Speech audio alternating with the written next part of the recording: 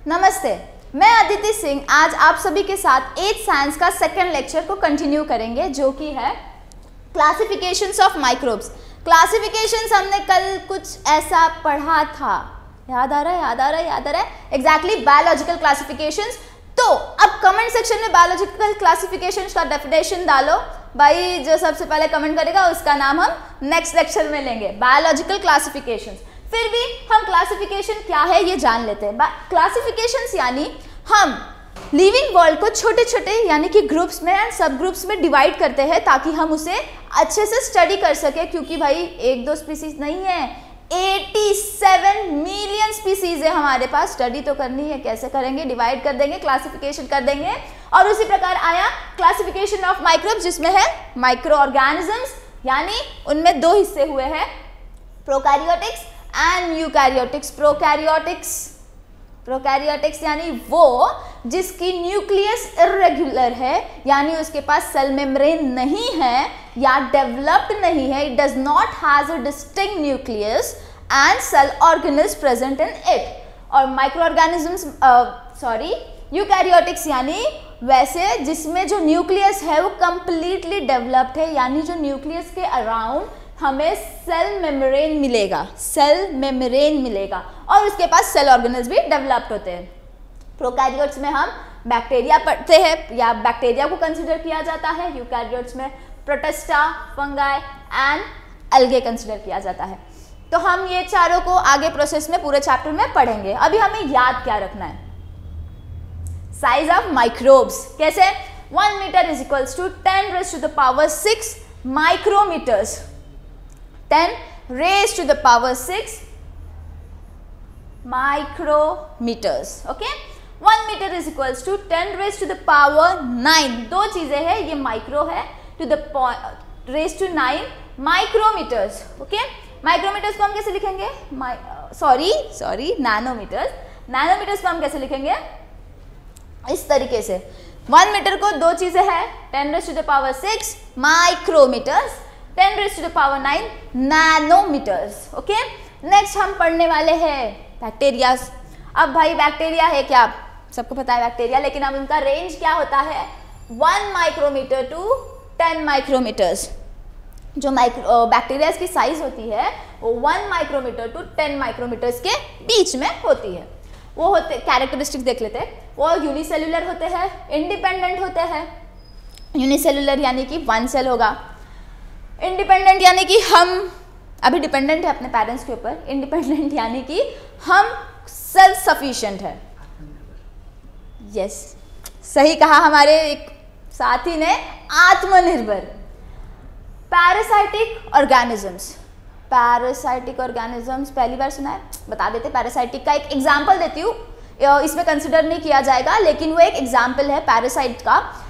Girls को basically hairs में छोटी छोटी लाइज मिलती है, वो एक टाइप ऑफ पैरासाइट से, क्योंकि वो होस्ट बॉडी यानी जो फीमेल है या फिर एनिमल से या फिर कोई भी हो सकता है, बॉयज को भी हो सकता है, गर्ल्स बुरा मत मानना, बॉयज को भी हो सकता है, एनिमल्स को भी होता है, मंकी को तो कई बार देखा भी होगा। यस एग्जैक्टली वही लाइज, वो लाइज जो होते हैं होस्ट सेल में बैठे रहते हैं और हमें हमारा जो ब्लड है उसको सक करते हैं, वो उनका मोड ऑफ न्यूट्रिशन है, यानी कि वो उनका खाना है उनको ग्रो करने के लिए। तो वो होते हैं पैरासाइटिक ऑर्गेनिजम्स जो दूसरे एनिमल्स या फिर होस्ट बॉडी पे डिपेंडेंट होते हैं।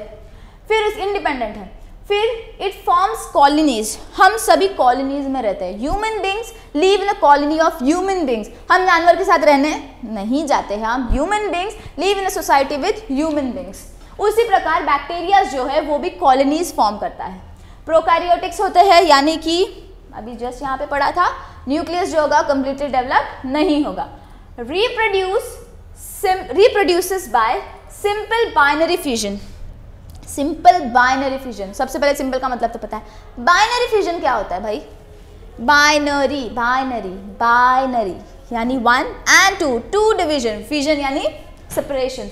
जैसे कि समझ लो हमारे पास एक बैक्टीरिया है, ओके? ये बैक्टीरिया को अगर हमने बाइनरीली डिवाइड किया यानी उसका फ्यूजन किया तो विल गेट 2 इंडिविजुअल बैक्टीरियाज, यानी वो रिप्रोड्यूस हुआ, 1 से 2 हुआ, रिप्रोड्यूस हुआ, यानी कि बाइनरी फिजन हुआ। एंड अगर भाई साहब उसको फेवरेबल कंडीशन मिल गई, अगर यानी कि उसे जो चाहिए वो अगर मिल गया, तो उस कंडीशन में वो डबल काउंट से रिप्रोड्यूस करता है विदिन 20 मिनट्स। अभी नेक्स्ट हम पढ़ेंगे प्रोटोजोआज। प्लीज इसे विजिबल कर दीजिए। प्रोटोजोआज की जो साइज होती है ये 20 माइक्रोब्स तक होती है, 200 माइक्रोब्स तक होती है, 200 माइक्रोब्स तक होती है। अब इसके कैरेक्टरिस्टिक्स पढ़ेंगे। कैसे कैरेक्टरिस्टिक्स? सॉइल यानी हमारी धरती माँ के पास होते हैं, और fresh water and sea water होते हैं। सी वाटर में प्रेजेंट होते हैं यार, means they are found in soil, fresh water and sea water. Fresh water यानी the water that is clean, the water that can be drinkable, and sea water यानी कि salty waters जिसे हम drink नहीं कर सकते। Found in other bodies, they are pathogenic. Pathogenic यानी they are found in other bodies, other bodies में वो रहते हैं। यूनिसेलुलर यूकैरियोटिक सेल्स, यूनिसेलुलर यानी वन सेल, यूकैरियोटिक सेल्स यानी न्यूक्लियस कंप्लीटली डेवलप्ड होगा। अभी इसके कुछ और कैरेक्टरिस्टिक्स है, और वो है great variation in cell structures. Cell structure जो है ना उसका, उसमें बहुत ज़्यादा वेरिएशन यानी डिफरेंस पाया जाता है। उसका जो ऑर्गन्स ऑफ लोकोमोशन है, समझ लो अभी ह्यूमन बींग्स है, ह्यूमन बींग्स के लोकोमोशन ऑर्गन्स अपने लेग्स हमारे लोकोमोटिव ऑर्गन्स होते हैं, उसी प्रकार उनके भी ऑर्गन्स ऑफ लोकोमोशन होते हैं। ये विजिबल है ना? मोड ऑफ न्यूट्रिशन, उनका मोड ऑफ न्यूट्रिशन भी है। Reproduces by single cell division. Single यानी वन, सेल डिवीजन यानी उसका जो सेल होगा वो डिवाइड होगा। कैसे देखते एक एग्जाम्पल के साथ छोटे से। समझ लो ये हमारे पास एक एमीबा है, इसे हम बोलेंगे इसे हम कहेंगे हमारी मदर सेल। ओके, ये जो मदर सेल है ना, ये अपने आप को, इसके सेल को, ये जो सेल है ना, ये 2 हिस्सों में डिवाइड होगा। कितने हिस्सों में होगा? 2 हिस्सों में डिवाइड होगा, एंड ये हमें 2 चाइल्ड सेल्स देगा। कैसे?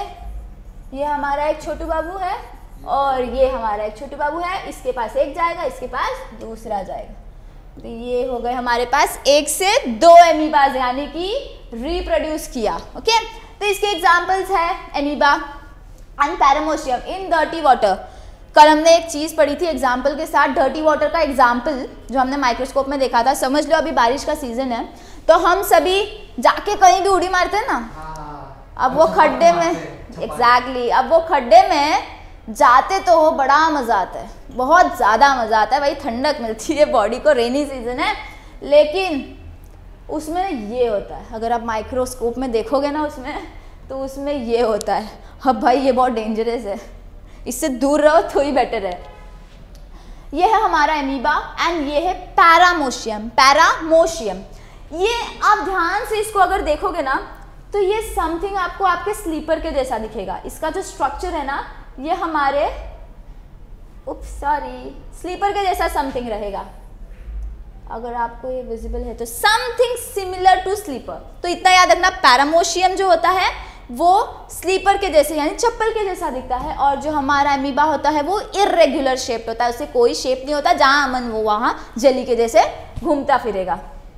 नेक्स्ट है फंगाई। फंगाई जो है वो उसके कैरेक्टरिस्टिक्स देखते हैं। Found in decaying organic matters. Decaying organic matters, decaying यानी सड़ता या गलता हुआ organic matter, and dead bodies of plants and animals. Dead bodies of plants and animals, आप अगर सपोज कभी किसी डेड बॉडी ऑफ एनिमल यानी कि समझ लो कि एक डॉगी की डेथ हो गई है, और वहाँ पे आप ध्यान से देखोगे तो थोड़े दिनों के बाद वो उसके अंदर माइक्रो ऑर्गेनिजम्स आना चालू हो जाते हैं, बहुत ही स्टिंकी सा गंदा सा स्मेल के साथ। वो जो प्रोसेस है उसे हम कहते हैं डिकम्पोजिशन, यानी कि गलना, उसको डिकम्पोज करना। वो प्रोसेस कौन करता है? हमारा फंगी।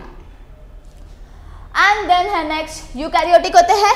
यूकैरियोटिक का मतलब है सेल कंप्लीटली डेवलप्ड होगा, unicellular, one cell, visible with naked eyes. Naked eyes यानी कि खुली आंखें। नेकेड आइज यानी कि खुली आंखों से आप फंगाई को देख सकोगे। स्पोरोफाइटिक होते हैं यानी एब्जॉर्ब्स देयर न्यूट्रिशन। जैसे आप समझो ब्रेड के ऊपर आपने फंगस देखा तो उसका जो न्यूट्रिशन मोड होगा वो कैसे होगा, एब्जॉर्ब करेगा ब्रेड से। ओके, नेक्स्ट है reproduces sexually and asexually by cell division और बडिंग। रिप्रोड्यूसेस सेक्सुअली असेक्सुअली दोनों तरीके से ये करता है। असेक्सुअली कैसे करेगा, बडिंग से। सेक्सुअली कैसे करेगा, सेल डिवीजन से, वो तो हमने देखा। अब बडिंग प्रोसेस देखेंगे। बडिंग प्रोसेस में एक्चुअली क्या है, अगर आपने बेकर्स ईस्ट वाई लगेगा ईस्ट, अगर आपने बहुत सारे ब्रेड खाए होंगे या फिर केक्स खाए होंगे, ब्रेड्स बनते हैं जिससे, और उसमें देखोगे तो मैदे के साथ एक पदार्थ मिलाया जाता है, एक ईस्ट इतने से क्वांटिटी में मिलाया जाता है। अगर आपने उसे इतना मिलाया इस मैदे में, वो मैदे का साइज आफ्टर फर्मेंटेशन भाई साहब डबल हो जाता है। डबल हो जाता है कैसे, समझो ये हमारा एक ईस्ट है। फर्मेंटेशन प्रोसेस में ये बडिंग करेगा, एक उगाएगा।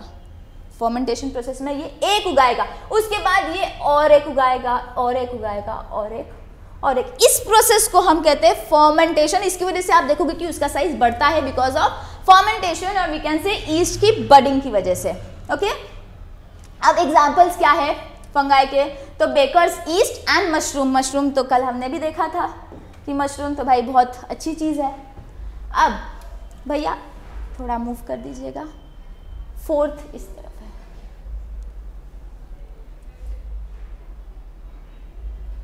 थोड़ा टाइम लगेगा सीखने में, भी नए नए हैं। तो अब हम पढ़ेंगे